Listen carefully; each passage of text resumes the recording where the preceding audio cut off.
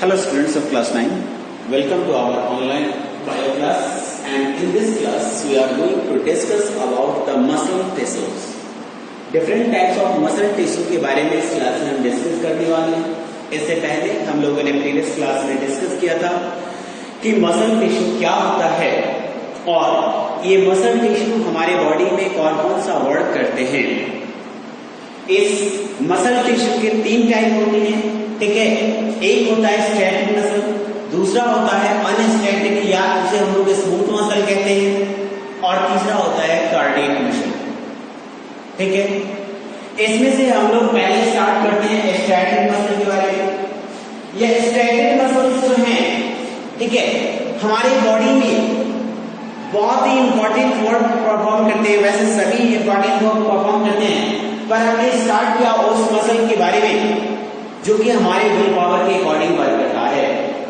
इस मसल के जो सेल्स होते हैं, कहता है कि these muscles contains of long, thin and cylindrical fibres, यानी इसके जो सेल्स होते हैं वह लॉन्ग, ठीक है, थिन एंड सिलिंड्रिकल होते हैं विद नॉन टैपिंग एंड, यानी इसके जो सेल्स होते हैं वो लॉन्ग भी होते हैं, थिन भी होते हैं, यानी यह एक फाइब्रस प्रोजेक्शन को फॉर्म करते हैं, ठीक है। और इसीलिए इसको हम लोग कहते हैं इट इज सिलिंड्रिकल फाइबर। इसे हम लोग सिलिंड्रिकल फाइबर कहते हैं, ठीक है। इसे हम लोग क्या कहते हैं? इसे हम लोग long, thin and cylindrical fibre कहते हैं। That is enclosed in thin sarcolemma. यह थिन सार्कोलेमा में होता है, यानी सार्कोलेमा इन सबको मिलाकर क्या करते हैं? बंडल बना देते हैं। जैसा हमने कहा कि मसल फाइबर्स जो हैं वह एक खास तरह के प्रोटीन को कंसिस्ट करते हैं, जिसे हम लोग कहते हैं कॉन्ट्रैक्टाइल प्रोटीन, ठीक है, कॉन्ट्रैक्टाइल प्रोटीन।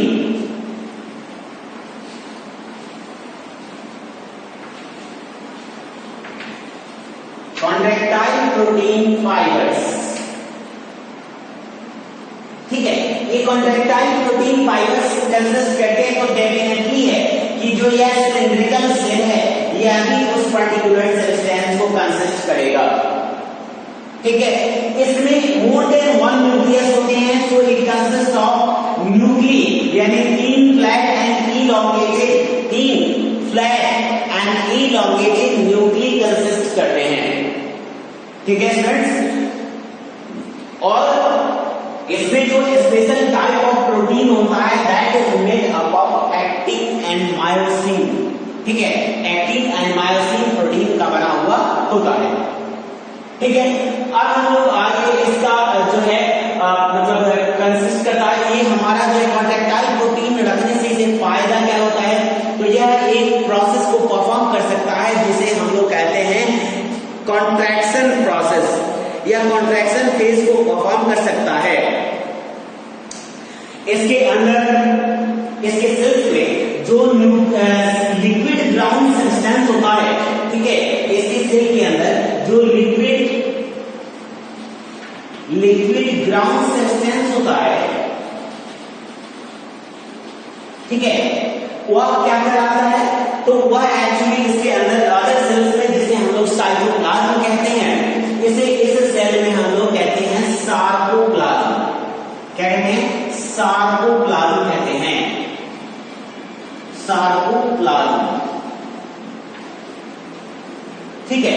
यह सार्कोप्लाज्म को कंसिस्ट करता है और इसमें सारे जो प्रोसेस परफॉर्म होते हैं वह इसी सार्कोप्लाज्म में होंगे। इसमें एक से ज्यादा न्यूक्ली की कंसिस्ट करने का रीजन क्या है? तो एक्चुअली मसल्स जो हैं वह rapid expansion and contraction phase को परफॉर्म करते हैं। जो ज्यादा वर्क करता है, जैसे आप ज्यादा लेबर करोगे, हार्ड यूज का लेबर करोगे, तो क्या होगा कि आपकी सांसें तेज चलने लगती है। वैसे ही आपका मसल भी चूंकि हार्ड वर्क करता है, चूंकि हार्ड लेबर करता है, इसीलिए यह भी जो है वह ज्यादा से ज्यादा रेस्पिरेशन करे, ज्यादा से ज्यादा अपने प्रोसेसेस को परफॉर्म करे और अपने सभी प्रोसेसेस को परफेक्टली परफॉर्म करे। इसीलिए इसके पास मोर देन 1 न्यूक्लियस होते हैं, यानी न्यूक्लियस होती है, न्यूक्ली होती है, ठीक है। अब नेक्स्ट है, ठीक है, इसमें जो है वो आपको होता है सार्कोस्टाइल या मायोफाइब्रस, जिसके बारे में हमने आपको डिस्कस किया कि इसमें सार्कोस्टाइल या मायोफाइब्रस अवेलेबल होते हैं, फाइब्रस स्ट्रक्चर। अब इसे इस पर्टिकुलर जो टिश्यू होता है जिसे हम लोग कहते हैं स्ट्रैटेड मसल, एक मस्कुलर टिश्यू को डिफरेंट नेम प्रोवाइड कराया जाता है according to the work they do in the body. देखिए इसमें कैसे कैसे इसके नेम प्रोवाइड होते हैं, यह इसके फंक्शन पर कंप्लीटली डिपेंडेंट होता है। पहला इसे नेम प्रोवाइड कराया जाता है, ठीक है, voluntary muscle, voluntary muscle.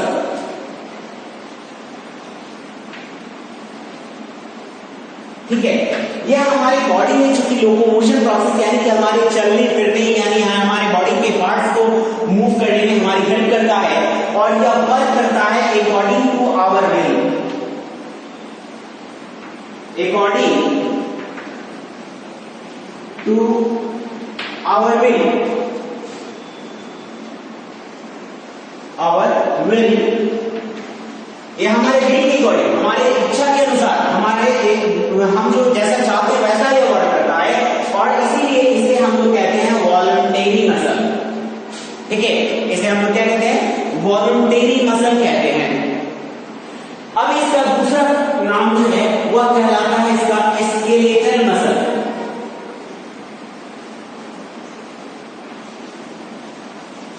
Skeletal muscle यानी हमारे स्केलेटल को फॉर्म करने में, स्केलेटल को फॉर्म करना है यानी ज्वाइंट बोन्स, ज्वाइंट बोन्स, हमारे बोन्स को यह ज्वाइंट करता है, जोड़ता है और इसीलिए इसी ऐसे हम लोग कहते हैं क्या, स्केलेटल मसल कहते हैं। यानी यह स्केलेटल को फॉर्म करने में हमारी हेल्प करता है और इसलिए इसे हम लोग स्केलेटल मसल के नाम से जानते हैं। इसका अगला नाम है स्ट्राइप्ड मसल्स। इसे अगला नाम प्रोवाइड कराया जाता है, that is called striped muscles.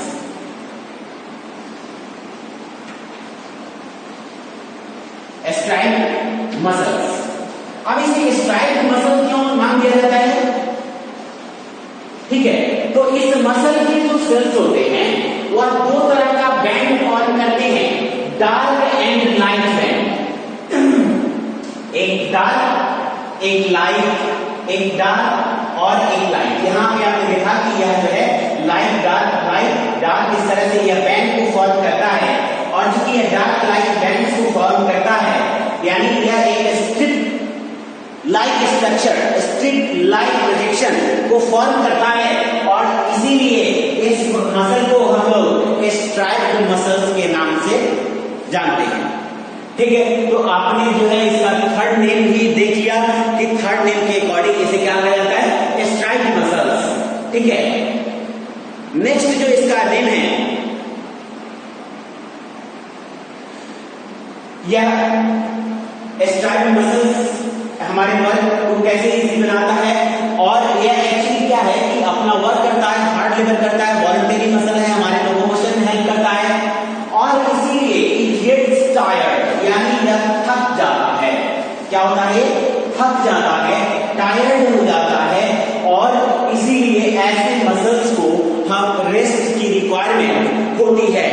जब यह रेस्ट करता है तो यह फिर से रिफ्रेश होकर अपने नए वर्क के लिए रेडी हो जाता है। ठीक है, इसके ऑक्यूरेंस कहां होते हैं, तो यह जो है इसके ऑक्यूरेंस मोस्टली बॉडी वॉल्स में होते हैं। It is mostly presence occurrence की बात करें इसकी,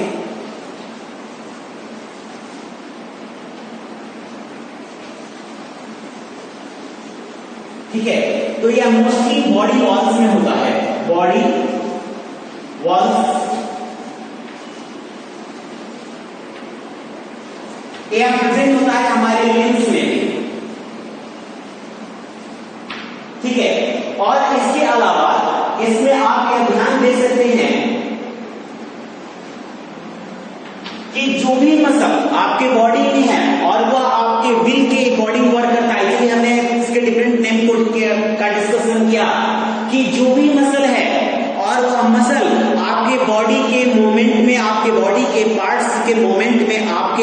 अकॉर्डिंग वर्क करता है, आपकी इच्छा के अनुसार काम करता है, तो वहां पर एकदम से आप सटीक लिख सकते हैं कि that consist of strategic muscle, जो आपके बॉडी में आपके विल के अकॉर्डिंग वर्क करता है, जो भी बॉडी पार्ट उसमें। ठीक है, इसके अलावा आपको जो है नेक वगैरह जितने भी आपके बॉडी पार्ट्स हैं, जैसे नेक है तो आपके विल के अकॉर्डिंग वर्क करता है, फेरिंग्स हैं, आप चाहें तो यह जो है जैसा आप चाहें वैसा यह फेरिंग्स आपका वर्क करता है, आपका वोकल कॉर्ड, आपके वॉइस जब चाहे तभी आपके बॉडी से निकलता है, आप ना चाहे तो यह वॉइस को प्रोड्यूस नहीं कर सकता है। तो इस तरह से कहता है कि इसमें उन सभी पार्ट्स में जो कि हमारे विल के अकॉर्डिंग वर्क करते हैं, उन सभी में आपका जो है यह स्टैटिक मसल अवेलेबल होता है। इसके बाद इसका फंक्शन क्या है, तो इसका फंक्शन है कि it helps in movement of our body and locomotion. ठीक है, दो फंक्शन इसका कहता है, दो फंक्शन है। पहला कहता है movement of body parts, movement, ठीक है, और दूसरा जो है वह कहता है locomotion.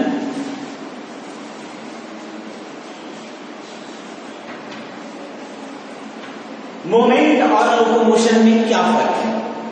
Movement it means that कि आप अपने बॉडी के पार्ट्स को एक जगह, आपका बॉडी का प्लेस चेंज नहीं हो रहा है in comparing to time, in comparing to reference, आपका बॉडी का जो बॉडी है वो अपने प्लेस को चेंज नहीं कर पा रहा है, लेकिन आपके बॉडी के पार्ट्स क्या है कि वह कांस्टेंट नहीं है, वह अपनी जगह पर क्या कर रहे हैं कि up and down, here and there, वह क्या करते हैं जो है मूव करते हैं, और उसको हम लोग कहते हैं बॉडी मूवमेंट, ऐसे हम लोग कहते हैं मूवमेंट। और लोकोमोशन का मतलब होता है कि चेंजिंग ऑफ योर प्लेस, यानी आप एक जगह से दूसरी जगह जाते हैं, ठीक है, और इसको आप हम क्या कहते हैं, तो इसको हम लोग कहते हैं लोकोमोशन। तो इस तरह आपने पढ़ा कि जो ये स्टैटिक मसल है उसमें क्या क्या उसका नेचर होता है, और नेचर के साथ उसके जो डिफरेंट नेम है अकॉर्डिंग टू वर्क, वो आपने देखा कि यह वर्क के अकॉर्डिंग इसे कौन कौन से नेम प्रोवाइड कराए गए हैं। अब आप लोग जो है देखेंगे नेक्स्ट, अब हम लोग देखेंगे नेक्स्ट जो है वो मसल से, और उसे हम लोग कहते हैं अनस्ट्रैटेड या स्मूथ मसल। ठीक है, अनस्ट्रैटेड या स्मूथ मसल।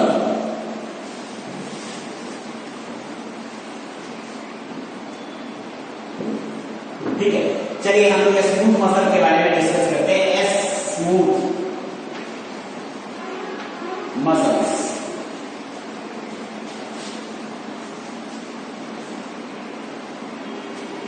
ठीक है, स्मूथ मसल क्या है? तो स्मूथ मसल एक्चुअली कंटेन करता है, ठीक है ना, spinal shaped cells. It contains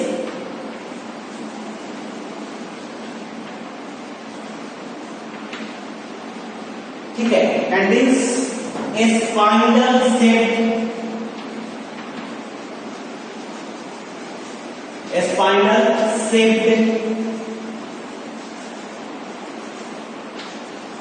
cells with tapering end, with tapering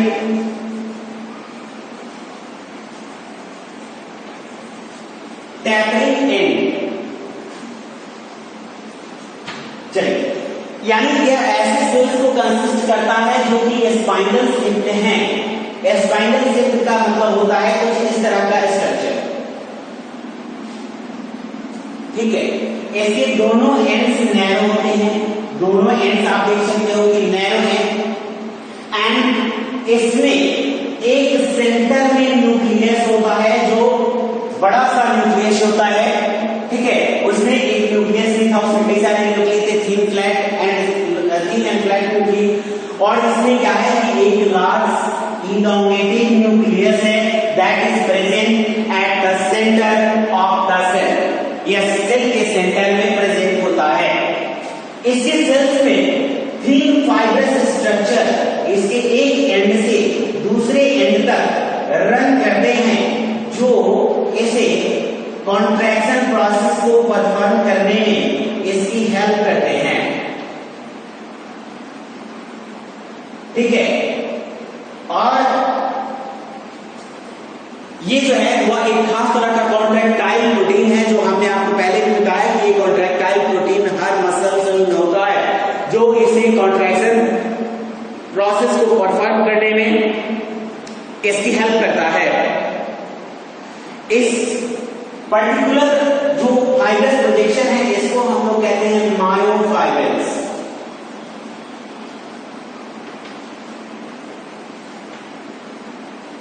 ठीक है, हमने इसके बारे में पहले भी डिस्कस किया था कि मायोफाइब्रस जो है वो एक कॉन्ट्रैक्टाइल प्रोटीन है, फाइब्रस है जो इसके कॉन्ट्रैक्शन प्रोसेस को परफॉर्म करने में इसकी हेल्प करते हैं। अब देखते हैं कि यह क्या है, कि यह हमारे बॉडी में कौन से प्रोसेस को परफॉर्म करने के लिए रेस्पॉन्सिबल होता है। तो पहला इसके नेम से ही जान जाती है कि यह कौन सा फंक्शन हमारे बॉडी में परफॉर्म करने वाला है। यह क्या करता है, यह एक इनवॉल्यूंटरी मसल है।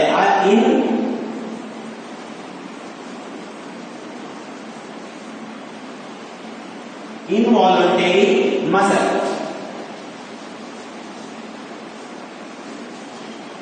ठीक है, इनवॉल्यूंटरी मसल यानी यह जो मसल है that does not work according to our will, यह हमारी इच्छा के अनुसार काम नहीं करता, बल्कि यह अपोजिट वर्क करता है, यह हमारे विल के अपोजिट वर्क करेगा। ठीक है, मैं अपोजिट भी नहीं कह सकते, यह कह सकता है कि हमें हमारा इसके वर्क पर, इसके फंक्शन पर कोई कंट्रोल नहीं होता। यानी हमारे बॉडी में जो भी फंक्शंस ऑटोमेटिक होते हैं, ठीक है, जो भी मूवमेंट ऑटोमेटिक होता है उस मूवमेंट में यही इनवॉल्यूंटरी मसल जो है वह रेस्पॉन्सिबल होता है। और चूंकि वह वर्क ऑटोमेटिक वर्क में यह जो है रोल प्ले करता है, और इसीलिए एक दूसरा नाम इसे दिया जाता है, इसे कहा जाता है ऑटोनोमिक।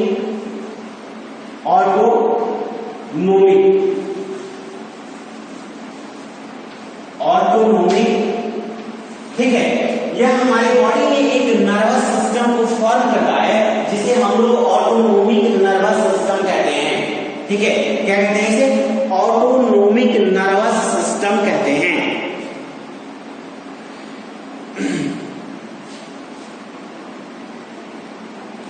इसमें एक खास खूबी होती है कि हमारा जो मतलब वॉलंटरी मसल है वह ज्यादा लॉन्ग ड्यूरेशन तक कॉन्ट्रैक्टाइल और रह सकता है। ऐसे हम लोग को रिलैक्स देना पड़ता है, लेकिन यह जो मसल है यह लॉन्ग ड्यूरेशन तक कॉन्ट्रैक्टाइल होकर वह रहने में कैपेबल हो जाता है। ठीक है, अब सवाल है कि यह जो मसल है जिसके बारे में हमने इतना डिस्कस किया, यह हमारे बॉडी में कहां कहां अवेलेबल होता है। तो ये जो मसल है हमारे बॉडी में खास करके हमारे एलिमेंट्री कैनाल,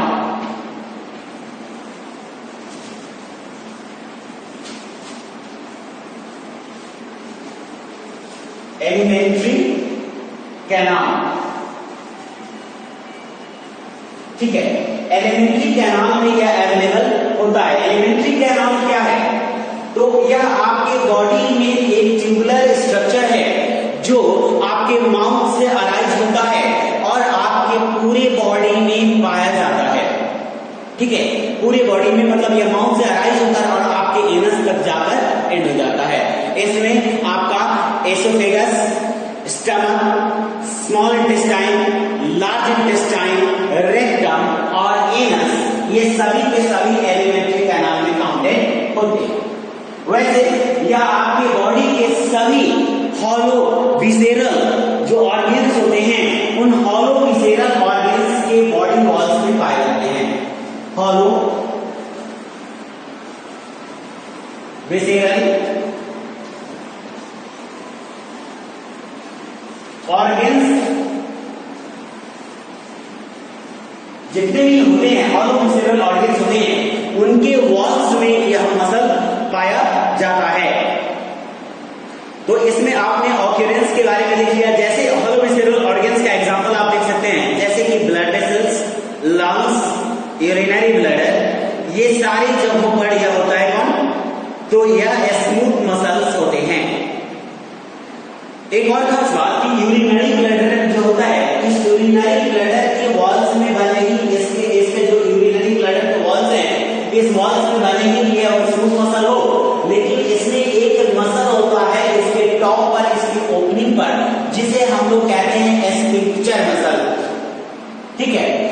या स्फिंक्टर मसल जो है वह यूरिनरी ब्लैडर के ओपनिंग और क्लोजिंग के लिए रिस्पॉन्सिबल होता है।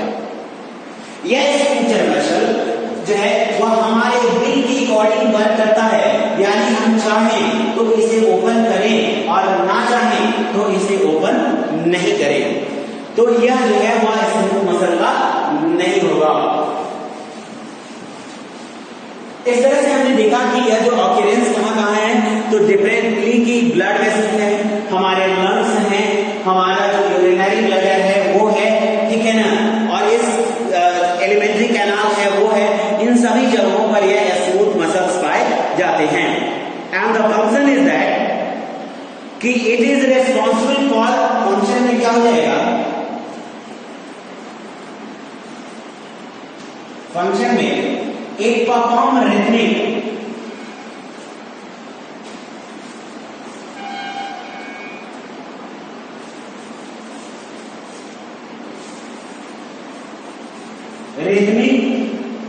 कॉन्ट्रैक्शन एंड एक्सपेंशन, ठीक है, कॉन्ट्रैक्शन एंड एक्सपेंशन,